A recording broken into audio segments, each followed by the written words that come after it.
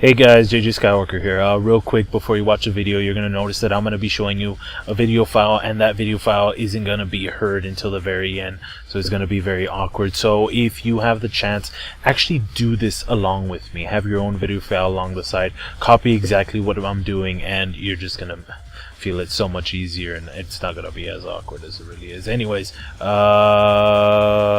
the clip. Hey people, welcome to League of Idiotic Gamers how-to video. My name is JJskywalker, and today I'm going to show you how to dampen your voice so it sounds like it's kind of like behind a door, or in the general ambiance, or so it can change certain ways, blah blah blah, behind a door type of stuff, dampening. Anyways, one, you're going to need an amazing tool, something used by almost every professional YouTuber, every small YouTuber, doesn't matter what. They use Audacity. It's just an amazing program that can just record, well, it can edit, actually manipulate any type of sound recording, and just, you can do literally anything with it. So many things can be done with it, and it's so simple, such a small download, and it's free, so definitely get it. It is Audacity. The free cross-platform sound editor, and once you download that, come here, open it up, and bam, now I can tell you what to do. Now leave this like that, MME, unless you know what the heck you're doing. Definitely change the speakers if you've got several other things. Your microphone, set it to your normal microphone, and then leave it in stereo. And now let's begin. Now let's get a little bit of sound bit. Now you want to dampen a part of yours, so let me get a little sound bit. Blah blah blah, I'm behind the door, hi, JJskywalker B. And now I'm going to leave it for a few seconds with silence, and then stop. Okay, perfect. Now let's play that back just so I can show you.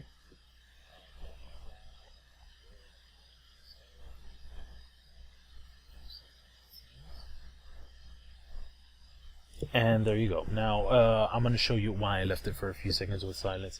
Now a cool thing with Audacity is that if you noticed, there's air in the background, and there's probably air in my background right now, but I'm going to change that because of Audacity. This is why, one reason why I just love Audacity. This part right here, highlighted. This is the silence. You can tell that this is where I've been talking, because the little mountains, I guess you can say, or the frequencies are a little bit higher. But here, this is where the silence is. It's very slightly staggered. But if I click, all air. Now that it's all air, go to Effect. Now this is a cool part. You go to Noise Removal and get Noise Profile. This is only if you have a very crappy recording equipment, cheap recording equipment, as I do. And you want to take out the noise in the background. Now, you get Noise Profile. What this does is basically, it's getting a profile of the noise you just gave it, which is all silence. Now, click right here. It's going to select all of it. Now that it has the whole profile, if I click Noise Removal again, it's going to remove the profile I gave it, which is silence. So I click OK, and boom. If you notice, that little part is just completely still. That's because it actually removed the silence. But now it uses its, I guess, algorithm, you can say, to remove that silence that we just gave it between here. So when I play,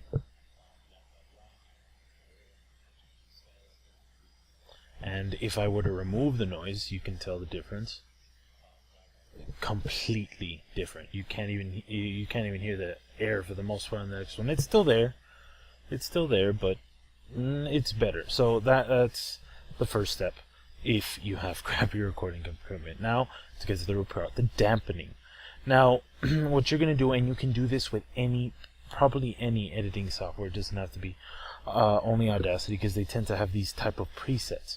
But you're gonna use a low pass filter. Now a low pass filter, as far as I understand it, kind of removes some of the high tones that gives it its liveliness, the liveliness that we have when we speak.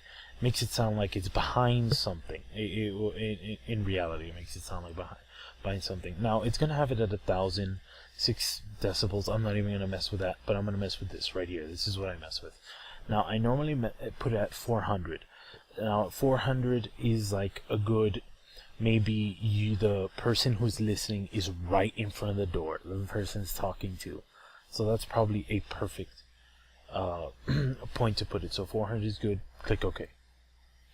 Now you noticed it changed. Now I'm going to play it. Now you noticed it completely like it dampened. Now maybe to you it doesn't sound well, but trust me, put it in the editing, put it somewhere, and it's gonna sound good. Plus, lower the volume a bit. Lowering the volume is just a godly thing to do when it comes to going behind a door. Like, of course, the complete sound is not going to be heard, so lowering the volume is going to do magical wonders for some reason. Now, we have that, but sometimes, like, there is more liveliness to just the dampening of a voice. So what I do is I add a reverb.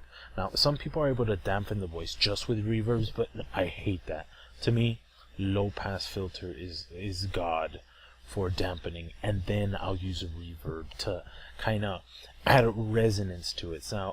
Now you see all these things when you click reverb. Of course, I'm clicking effects. I haven't said that, but effects is your friend here. There is just these weird things. If you don't want to mess with it, if you have the time to mess with it, go ahead, and then just keep clicking Control Z, which is the undo button. But they have presets here. Load. And you'll notice all these things. They've got vocals, bathrooms, small rooms, medium rooms. And if you click on them, it's going to automatically put it here. And then once you click OK, it's going to activate it. So what I had chosen was small room, bright. Now, if actually you can just preview it here. This is the dry preview. This is the preview without the reverb. And now this is it with the small, bright room reverb.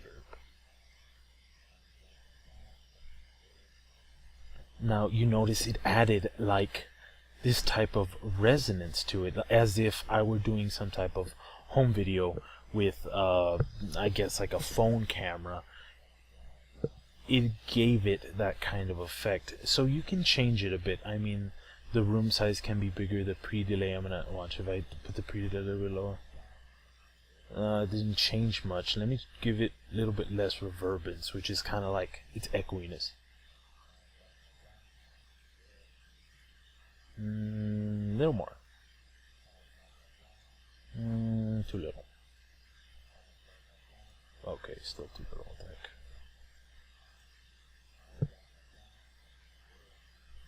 Okay, see, it kind of added a little bit, and you know, you're behind a door, so it has to sound more like if you're considering environment that much to put somebody behind a door and wanting them to sound like that, you're gonna want to add a little bit more, which this echo does. Putting a stale, just dampened voice, it will work, but it won't sound as well. Give it a little bit more liveliness, like this does. Heck, even more if they're in a cathedral or something. Like if you're in a church or something, at maximum reverbance, it adds just that subtle extra mile, I guess. I don't know how to describe it, that really just adds to the video, and it just blends in perfectly. So really, I mean, guys, that's all you have to do. And of course, I've been doing the previews, but I think 42 is what I selected. Click OK. And now it just did it for me. Make sure to click OK, don't get cancel, and bam. And if you made a mistake, Control Z or undo reverb, so on and so forth. Let's click play on our masterpiece. Blah blah blah. I'm behind the door. Hi, JJskywalker. And now I'm gonna leave it for a few seconds with silence. And bam, we created an audio, took out its silence, gave it a dampening effect, and then a slight reverbance, so it sounds like there's an actual room behind that door. This is JJskywalker. Thank you so much for watching. See you later.